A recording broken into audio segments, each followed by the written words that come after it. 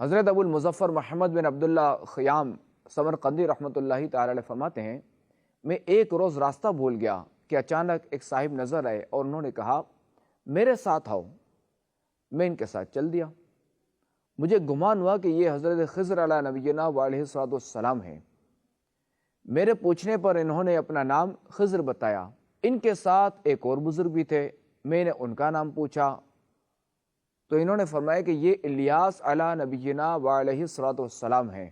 میں نے عرض کی اللہ کریم آپ پر رحمت فرمائے، کیا آپ دونوں حضرات نے خاتم النبیین صلی اللہ علیہ وآلہ وسلم کی زیارت کی ہے؟ تو انہوں نے فرمایا ہاں۔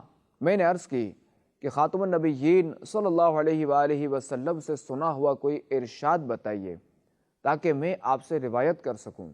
تو انہوں نے فرمایا کہ ہم نے خاتم النبیین صلی اللہ علیہ وآلہ وسلم کو یہ فرماتے سنا کہ جو شخص مجھ پر درود پاک پڑھے اس کا دل نفاق سے اسی طرح پاک کیا جاتا ہے جس طرح پانی سے کپڑا پاک کیا جاتا ہے، نیز جو شخص صلی اللہ علیہ محمد پڑھتا ہے تو وہ اپنے اوپر رحمت کے 70 دروازے کھول لیتا ہے۔